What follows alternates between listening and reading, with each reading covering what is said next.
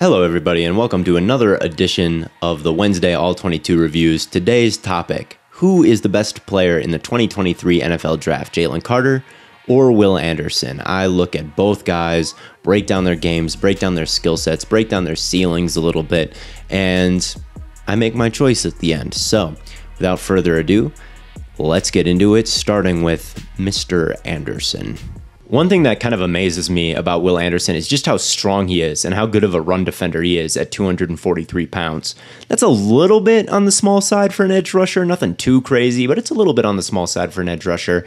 And they'll line him up at 3 tech, right, between the tackle and the guard and ask him to hold these gaps. Look at the other fellas in between the tackles here. You've got these traditional defensive tackles, right? These big guys. And then you've got Will Anderson tasked with maintaining that B gap. He gets comboed here by a massive tackle and the guard Bo Limmer, who's also quite good.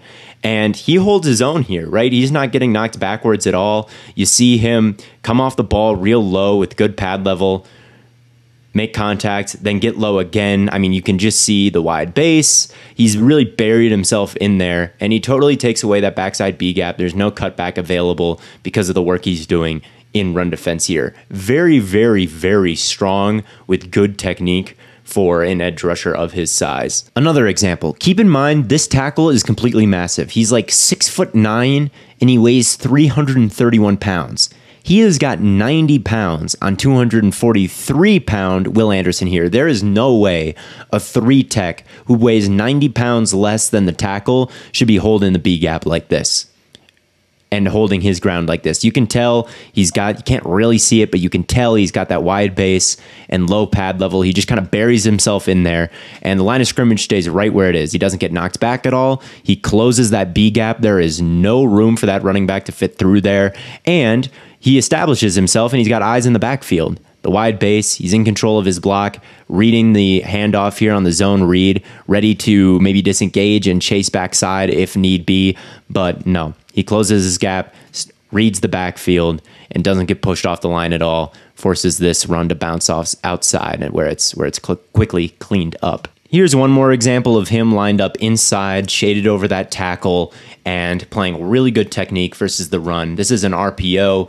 and he reacts very quickly to the snap of the football. He gets hands on first. There's good hand placement in the chest plate of this tackle, and then he extends and he's in control of the block. You see his head. He is now reading the backfield, reading this RPO, and while he's reading, he's closing that gap. There is nowhere to run, so there is no run. It's an RPO.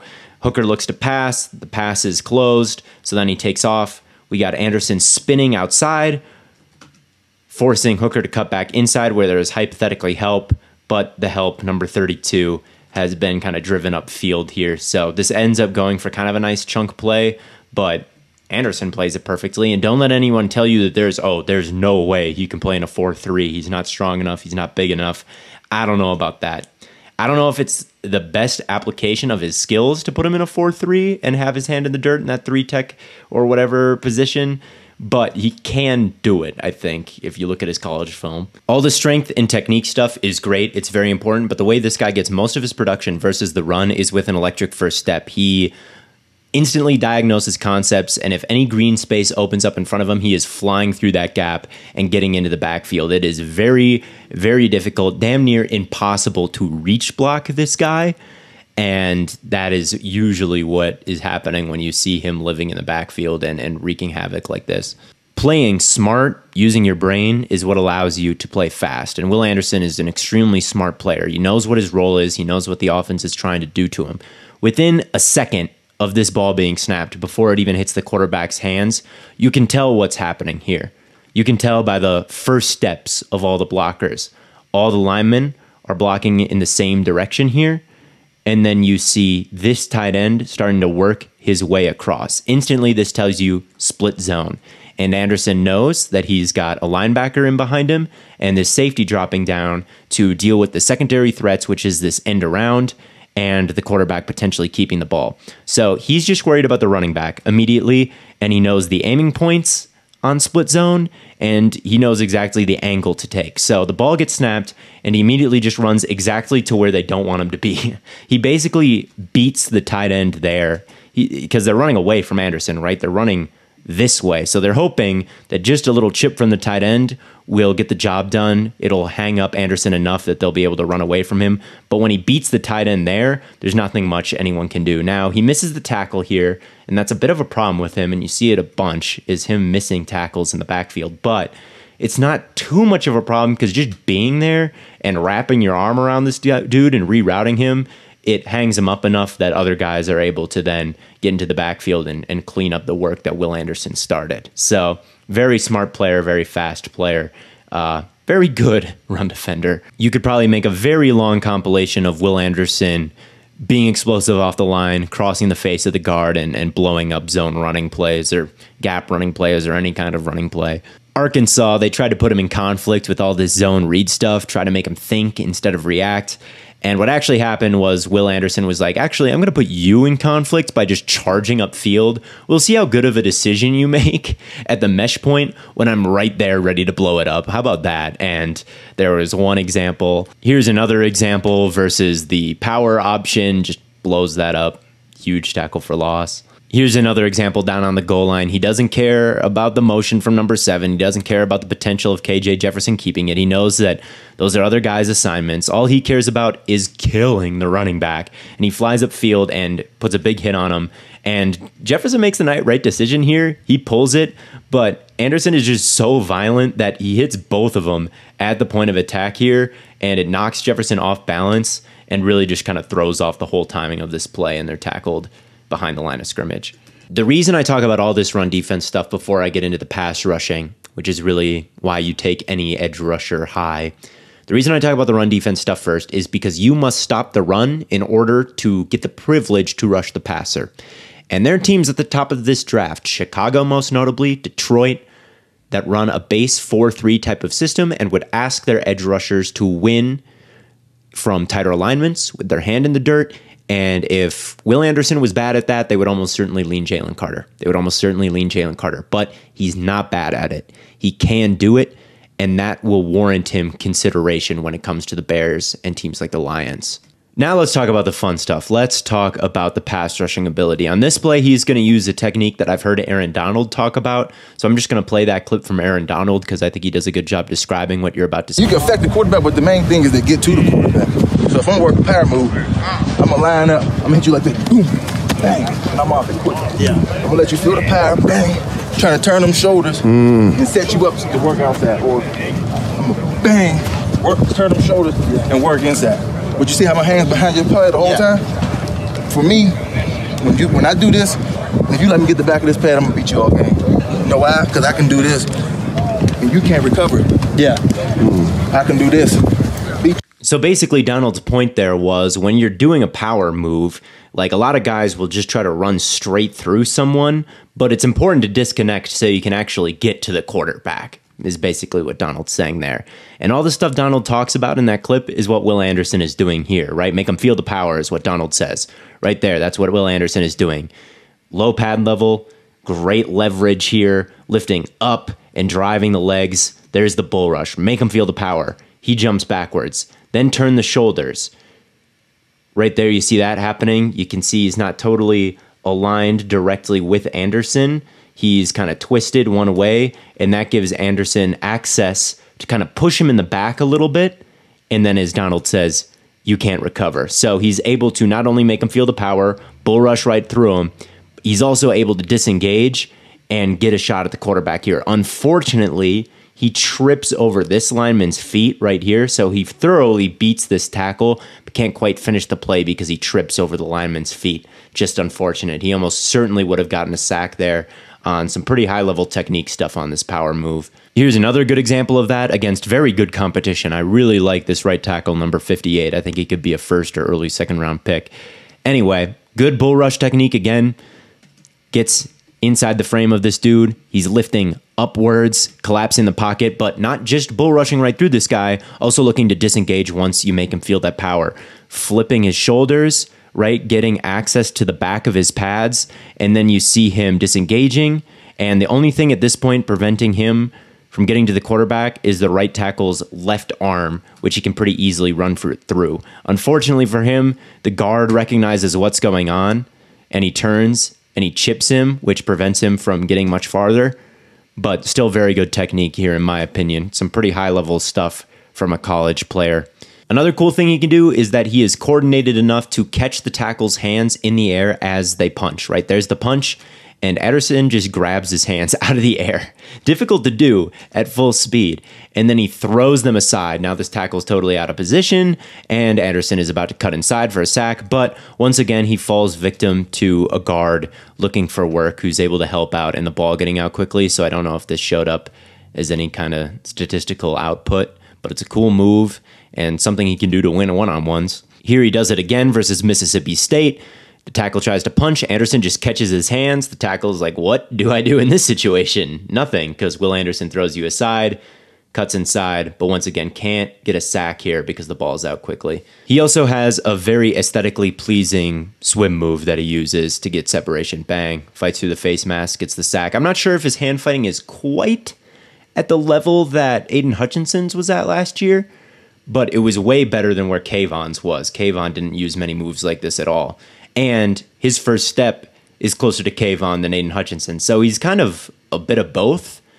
And I would definitely rank him as better than Aiden or Kayvon from last year's class. Anderson's overall speed and explosiveness and strength makes him a total battering ram on these stunts too. On this play, he takes out two guys, the tackle and the guard, and that frees up number 47 to get some pressure. I think the first guy, the tackle, I think he gets beat just because, holy shit, that's Will Anderson. I got to block that guy. He comes flying in. The right tackle puts his head down and kind of lunges. He's not really alert to the potential stunt, and he gets caught up on it, and then the guard just gets a chest full of Anderson and gets knocked backwards a couple yards. So that's the kind of gravity Will Anderson has on these stunts, and they stunt him all the time. It's honestly a bit hard to get a sense of how he is rushing the passer because he doesn't get that many opportunities to do it with all the play action, RPOs, running that there is in the SEC, and when there is just a straight normal drop back, a lot of time there's a stunt. So he's very good at those stunts. He's a great stunter, but sometimes I wish there would be some more normal dropbacks with him. But when he does do it, when he does have just a straight pass rushing look, he seems to do a pretty good job. But what are the weaknesses with this guy? All right, I've talked about all these strengths. He's good versus the run. He's technically refined. He's athletic. What, if any, is the problem? Well, first of all, and this isn't really a weakness, but I wouldn't kick him inside to like 4-eye tech or 3 tech like Bama does all the time. Use him as a big end and an odd front like he is here. He just doesn't have a body type. He weighs 250 pounds, or he will when he's in the NFL. Like, he can't generate enough power in this short of a space to actually create that much knockback against NFL guards. Like here, he tries to take a wide path and generate some power, and he just can't do it. So if you want to draft someone and like play him at edge and 3 tech, draft like Miles Murphy or something, but keep Will Anderson out on the edge. He doesn't have the NFL body type to constantly be playing in here. And that's not really an issue. Tons of good edge rushers don't kick inside. It's totally fine. The other thing, and this is partially him being a victim of his own hype and own high expectations, I see him compared to Von Miller all the time. And no one can really be Von Miller. He's like one of the 2 best. Him and Aaron Donald are probably the 2 best defensive players I've ever seen in my life. Thing about Von, his bend and his balance and his ability to dip the shoulder and get low and still stay on his feet is unlike anything I've ever seen. Like, he is so good at it. So good at it. You're not seeing Will Anderson do stuff like that. I don't think his bend is particularly super special. Like on this play, for example, love the explosiveness, love the decisiveness. I'm sure that this guard is taught to just kind of get your hands on number 50 here, and so he goes to do that. But just those couple of false steps inside make it impossible to recover against Will Anderson's speed. But for Will Anderson to finish the play here, he's going to have to ward off the tackle with one shoulder and then kind of bend and curve inwards to sack the quarterback stepping up. This is something I think Von Miller could do. This is not something that Will Anderson can do consistently. Whenever he kind of has to bend at a severe angle, he slips and falls a lot. He doesn't have that kind of elite balance to me to bend around those sharp corners. Here he is aligned on a tight end, pretty clear mismatch, and he gets by him right off the jump here. At this point, he's gotten his shoulder past the tight end's shoulder. He's won. Now he just needs to survive the tight end pushing him upfield, and he needs to hold his line and bend towards the quarterback. Can he do that? No, not really here.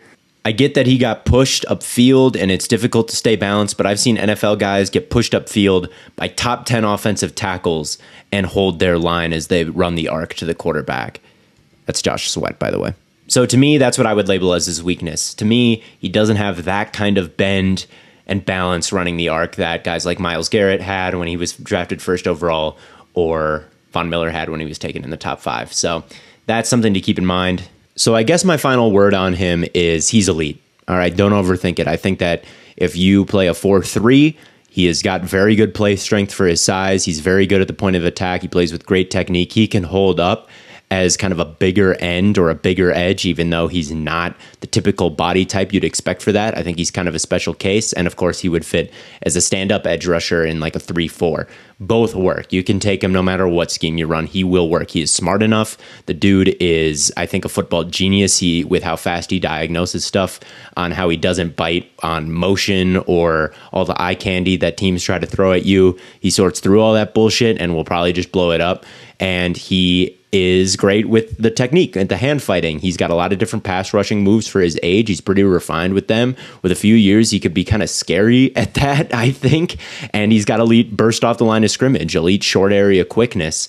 I think that is the biggest strength in his game, and that could be his superpower, just how fast he gets off the line. There's some stat that showed earlier, like he is the fastest player on this Alabama team in that kind of 0 to 5 yard range. His change of direction and his explosiveness is insane. So you can do something with that. You can do something with that. Is he ever going to be the freak athlete that Myles Garrett is? I don't know. Is he ever going to be the freak athlete Von Miller was? Probably not.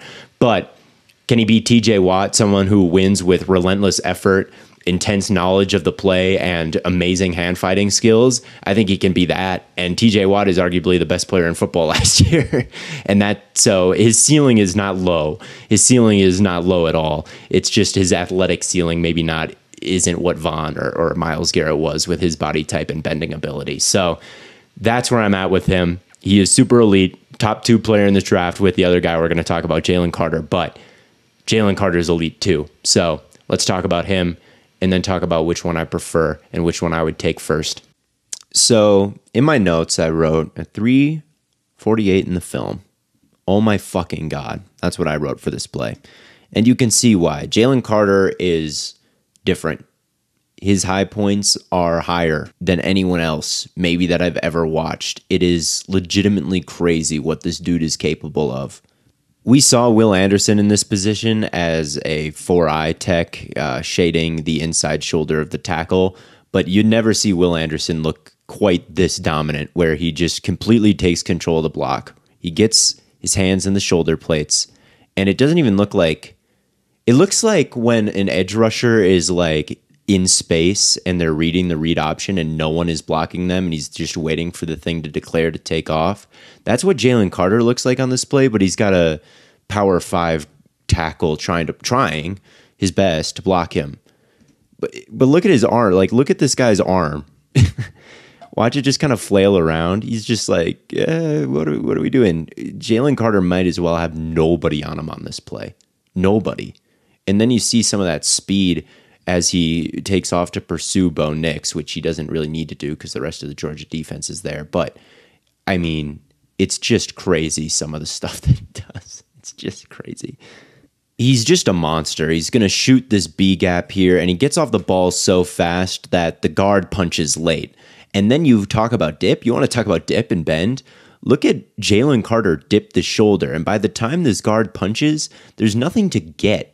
His chest, which is where you want to punch, is already past the guy. There's nothing for this guard to make contact with. So when he punches, all he can do is grab Carter by the throat, put him in a chokehold, and then tackle him. And I don't think Carter drew a holding penalty here, and he never does, even though he gets held all the time. Because if it was a 15-yard penalty every time this happened, the offense would never move the ball down the field, and it wouldn't be fun to watch. The very next play, this right tackle just kind of tries to dive at him.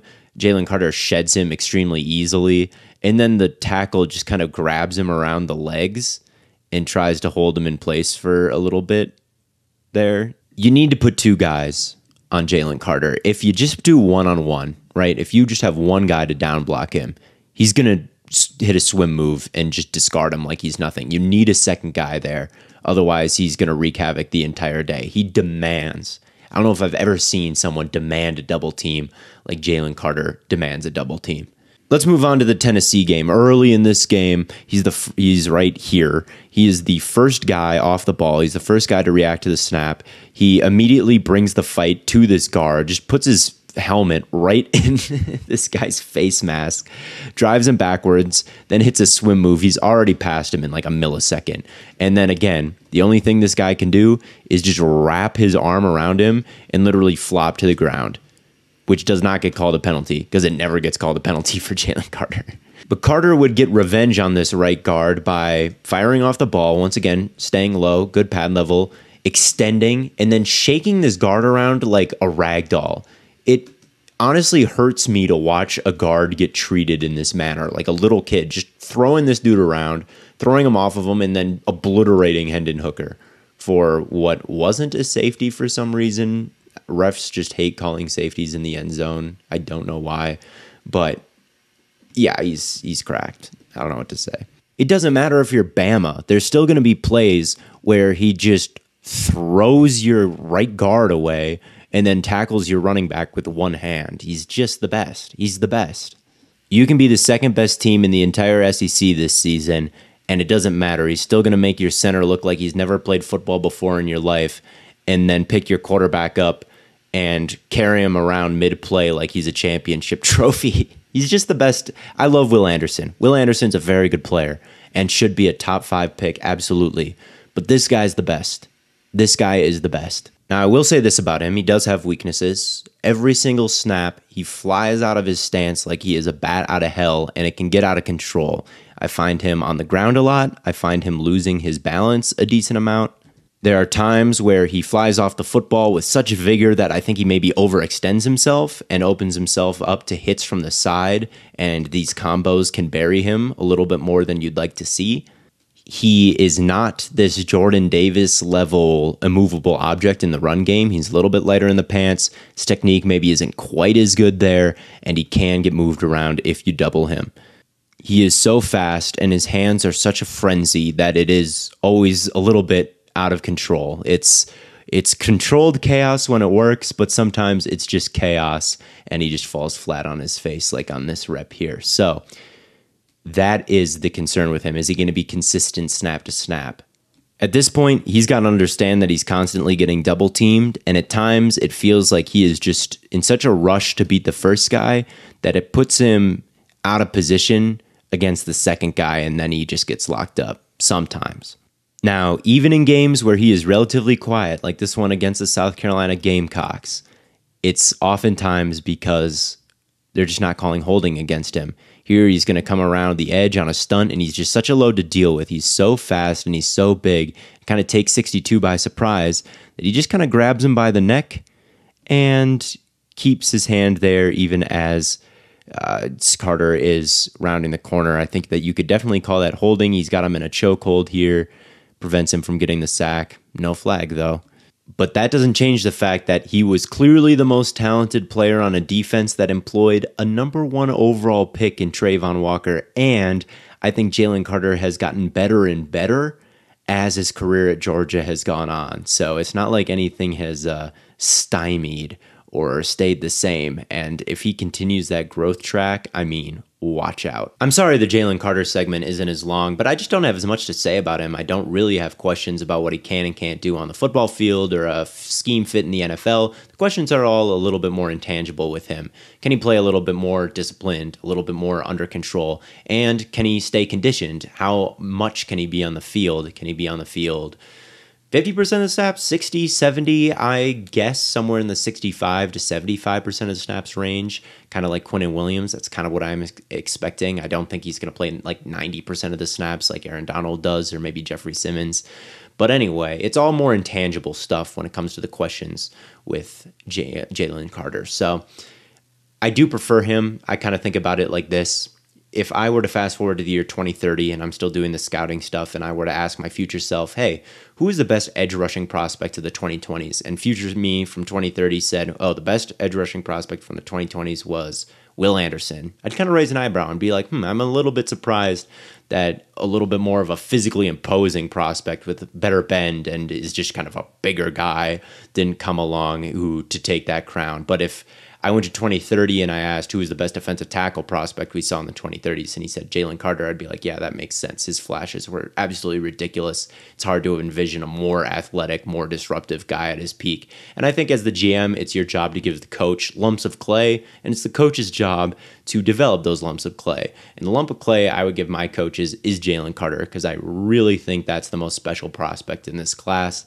And that's just kind of the way I lean with it. You can't go wrong either way. Like I've said, Will Anderson is totally fantastic. I think he'll make multiple Pro Bowls, but I'm more of a Jalen Carter type of dude. That's who I think the best defensive player in this class is. That's who I would be taking number 2 overall if I was the Seahawks or the Bears or whoever gets it. And I would even consider both of these guys, honestly, if I was number 1 with Houston, because neither of these guys are probably moving the needle enough that they're outside of franchise quarterback range next year. And then you could nab a generational defensive tackle or elite defensive prospect and still probably nab a franchise quarterback next year. So I would consider that if I was Houston as well. But anyway, thank you all for watching. That's all.